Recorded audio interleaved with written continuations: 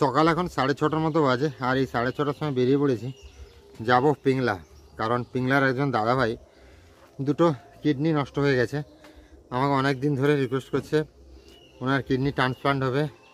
সব কিছু হয়ে গেছে, এস্টিমেটের কাছ থেকে শুরু করে ডাক্তারবাবুর পেপারসের কাছ থেকে শুরু করে সব কিছু হয়ে গেছে, বাট টাকা পয়সার অভাবে কিছু করাতে পারছেন না। তো আমার খুব করে ধরেছে, কান্নাকাটি করছে। তো কী করব, আমিও তো একদিন অসুখে ভুগছিলাম, বিছানায় শয্যাশায়ী ছিলাম, সেই জন্য কেউ কষ্ট পাক সেটা আমি দেখতে পারি না আর চাইও না। সেই কারণে যাচ্ছি ওনার বাড়িতে। উনি আবার একজন গ্রাম ভিলেজ পুলিশ। তো যাই হোক, সব মিলে অনেকটাই রাস্তা যাব, সঙ্গে যাবে একজন যে আমাকে নিয়ে যাবে। তো কী বলে, এটা তো প্রথম নয়, এরকম আমি অনেক মানুষের পাশে দাঁড়িয়েছি। তা আমি পাশে দাঁড়ানো না, আপনারা পাশে দাঁড়িয়েছেন, কারণ আমি ভিডিও করলে আপনারা ওনাদেরকে হেল্প করেন, সাহায্য করেন, তাতে আমার হেল্প হয়ে যায়। মানে আমার হেল্প বলতে কি, ভালো লাগা একটা জায়গা হয়ে যায় যে আমার ভিডিও দেখে কেউ ওনাকে হেল্প করেছেন, এটা একটা অনেক বড় ব্যাপার হয়। তো আজকেও বেরিয়ে পড়ছি। মা আসছি বলে তো, হ্যাঁ সাবধানে যাবো, তোমরাও সাবধানে থাকবে, তাড়াতাড়ি রান্না করে খাওয়া দাওয়া করে নেবে বুঝলে। তো কথা না বাড়িয়ে তাড়াতাড়ি যাওয়া যাক, কারণ মেঘলা মেঘলা ওয়েদার হয়েছে, গুমুট কিন্তু ভীষণ হয়েছে। বাড়ি থেকে বলেই বেরিয়েছিলাম যে আজকে একজন দাদার বাড়িতে যাচ্ছি, যে দাদার হেল্পের প্রয়োজন, কিডনি ট্রান্সপ্লান্ট হবে। একটা পরিবারে যখন একজন ইনকাম করার মানুষ সে যখন অচল হয়ে যায়, তখন যে কী পরিস্থিতিটা হয় সেটা শুধু তাদের পরিবার ছাড়া আর কেউ জানে না। সেরকম একজন দাদা, একজন ভিলেজ পুলিশ, যিনি প্রশাসনিক কাজে যুক্ত ছিলেন, হঠাৎ কিছুদিন আগে টেস্ট করে জানতে পারলেন যে ওনার দুটো কিডনি নষ্ট হয়ে গেছে, সেই কিডনি ট্রান্সপ্লান্ট করতে হবে। আর একজন সাধারণ মধ্যবিত্ত পরিবারে একজন কেউ যখন এত বড় অসুখ হয় আর এত হিউজ অ্যামাউন্টের খরচা হয়, তখন শুনলেই না মাথায় বাজ ভেঙে পড়ে। তো সেই রকমই দাদাদের অবস্থা। আর আমি এসেছি আপনাদের মাধ্যমে দাদাদের পাশে দাঁড়াতে, যাতে আপনারা দাদাদের পাশে একটু দাঁড়ালে, দাদার পরিবারের পাশে দাঁড়ালে দাদারা হয়তো এরকম একটা কঠিন বিপদ থেকে একটু রেহাই পাবেন। তো চলুন দাদার সঙ্গে কথা বলি। যে মানুষটা এই মুহূর্তে হয়তো থানায় বসে কাগজপত্র নিয়ে নাড়ানাড়ি করতেন বা কিছু কাজ করতেন, সেই মানুষটা আজ ডায়ালিসিস হয়ে এসে এভাবে বসে আছেন ফাইল নিয়ে, ডাক্তারি ফাইল নিয়ে। তাও আবার এটা একটা ফাইল নয়, লাস্ট 6 মাস নয়, বেশি হয়ে গেল, 8-9 মাস ধরেই বিভিন্ন জায়গা ছোটাছুটি করছেন। এইরকম আমার মনে হয় 8-10টা ফাইল তো হয়েই গেছে নাকি দাদা? তো দাদা, আপনার যে কি সমস্যা বা কি ব্যাপারটা যদি একটু বলেন আর কি, বা আপনি আমি হরেকৃষ্ণ দাস অধিকারী। আমি পশ্চিম মেদিনীপুর জেলার পিংলা থানার করকা গ্রাম পঞ্চায়েতের নাগপুরা গ্রামের একজন বাসিন্দা। আমি পেশায় একজন ভিলেজ পুলিশ, পিংলা থানায় কর্মরত রয়েছি। বিগত 8-9 মাস আমার রক্ত টেস্ট করতে, ব্লাড টেস্ট করতে গিয়ে আমি জানতে পারি যে আমার দুটো কিডনি বিকল, এবং কোনোভাবেই সেই কিডনিগুলোকে ওষুধ দিয়ে, মেডিসিন দিয়ে কোনোভাবে রিকভারি করা সম্ভব নয়। আমি বিভিন্ন জায়গায় কলকাতা এবং বেঙ্গলের বাইরেও, ব্যাঙ্গালোর বিভিন্ন জায়গায় গিয়েছি। বিভিন্ন ডাক্তাররা বলেছেন যে আমার ডায়ালিসিস এছাড়া ট্রান্সপ্ল্যান্ট, দুটো অপশান আমার কাছে রয়েছে। আমি এখন ডায়ালিসিস করি। আগের সপ্তাহে আমার দুটো করে ডায়ালিসিস হতো, পরে ক্রিয়েটিনিন আবার সেই বাড়ছে দেখে আমাকে ডাক্তারবাবু বললেন যে 3টে নিতে হবে। আমি সোম, বৃহস্পতি, শনি 3 দিন ডায়ালিসিস নিই। বাকি দিনগুলো আমার ডিপার্টমেন্টাল ডিউটি, যেমন খবরাখবর দেওয়া, ভিলেজ পুলিশের কাজ, যতটা পারি ততটা আমি কাজ করি। কাজের মধ্যে দিয়ে আছি। কিন্তু আমাকে ডাক্তারবাবু বলেছেন যে সুস্থ ফিরে আসতে গেলে আমাকে ট্রান্সপ্লান্ট করতে হবে। কিন্তু ট্রান্সপ্লান্টের একটা বিশাল বড় খরচ। আমার খরচের জন্য আর কলকাতা আরেনটা করে আমি ট্রান্সপ্লান্ট করবো বলে চিন্তাভাবনা করেছি। আমার ডোনারও পেয়েছি আমি। সেই ডোনারের আমার ওটি সব কিছু মিলিয়ে অ্যাপ্রক্স প্রায় অপারেশন খরচা 12.5 লাখ টাকা খরচা আছে। এছাড়াও হাইজেনিক রুম ও মেডিসিন অন্যান্য কিছু নিয়ে প্রায় 15 থেকে 16 লাখ টাকা খরচা আছে। সেই খরচটা আমার পরিবারের পক্ষে খরচ করাটা সম্ভব নয়, সেটা স্বপ্নাতীত। তো তবুও বাড়ির যেটুকু ভিটে বাস্তু ছিল, জল জমি ছিল, সেগুলো বিক্রি করে দেওয়া হয়েছে, কিছুটা আরও আছে সেই রকম। এবং মাননীয় মুখ্যমন্ত্রী স্বাস্থ্যসাথী কার্ড ও এমপি কোটার যে টাকাটা অনেকে পায়, তার ভরসা করে আমি ট্রান্সপ্লান্টের জন্য এগাচ্ছি।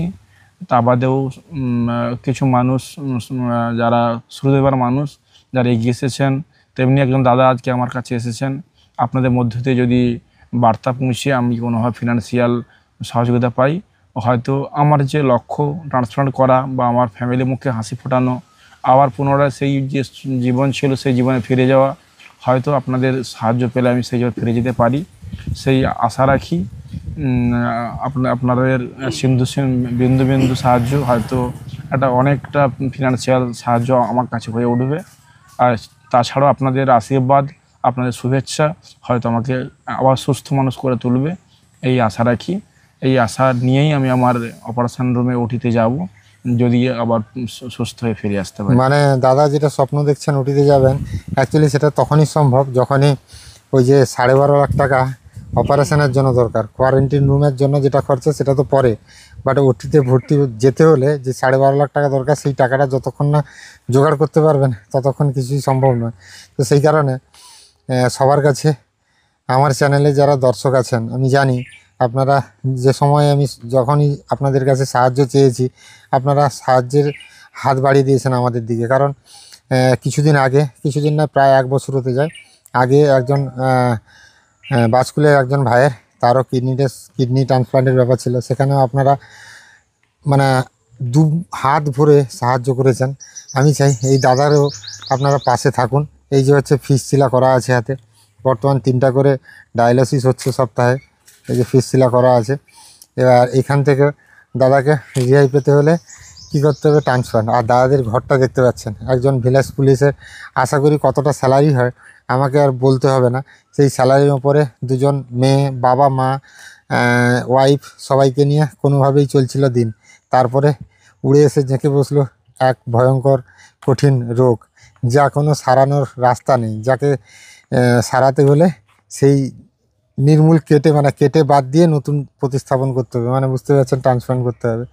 তো এরকম একটা সিচুয়েশানে একটা সাধারণ মধ্যবিত্ত পরিবারের কি পরিস্থিতি হয় সেটা আর নতুন করে বলার কিছু নাই।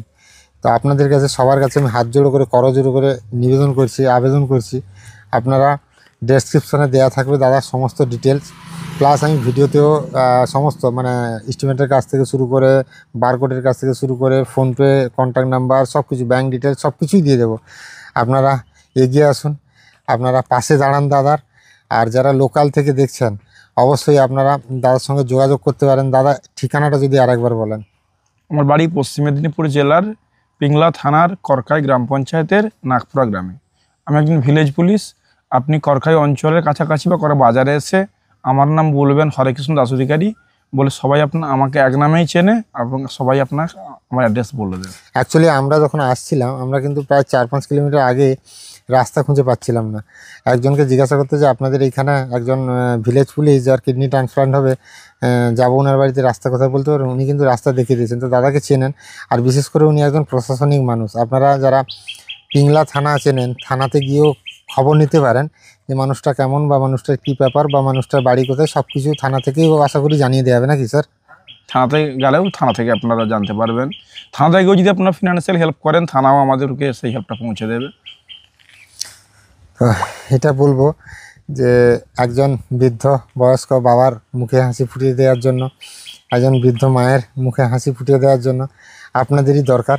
আপনারা এগিয়ে আসুন। আপনাদের ছোট্ট ছোট্ট সাহায্যে 1 টাকা হলেও, সেই 1 টাকা, 2 টাকা, 5 টাকা, 10 টাকা, এই ছোট্ট ছোট্ট সাহায্যেও হয়তো দাদার কিছুটা হলেও অনেকটাই হেল্প হবে। আমরা সবাই মিলে যদি এক জায়গায় হয়ে একটা পরিবারের মুখে হাসি ফুটিয়ে তুলি, তাহলে এর থেকে মনে হয় না ভালো কাজ কিছু হতে পারে। তো সবার কাছে আবারও আমি হাত জোড় করে অনুরোধ করছি, আপনারা সবাই যেটুকু পারবেন, যেটুকু আপনাদের সামর্থ্য মতো আপনারা এগিয়ে আসুন, আপনারা পাশে দাঁড়ান। আর প্রয়োজনে যাদের সমস্যা হচ্ছে, আপনারা ওনার বাড়িতে চলে আসুন, ওনার কন্ট্যাক্ট নাম্বার আছে, কন্ট্যাক্ট নাম্বারে কল করুন। উনি ডায়ালিসিস হতে যান তমলুকে ডায়ালিসিস সেন্টারের আশেপাশে যোগাযোগ করতে পারেন, দেখা হয়ে যাবে। তো সব মিলিয়ে আপনারা পাশে থাকলে হয়তো দাদার অপারেশানটা হবে আর দাদা ভালো থাকবে। আর কি বলবো, আমি কিছু বলতে পারছি না, কারণ এরকম সিচুয়েশানে না মুখ থেকে আমার ভাষা বেরোয় না। তো সবাইকে আবারও বলবো, পাশে থাকুন দাদার, আর দাদার পরিবারটার পাশে থাকুন।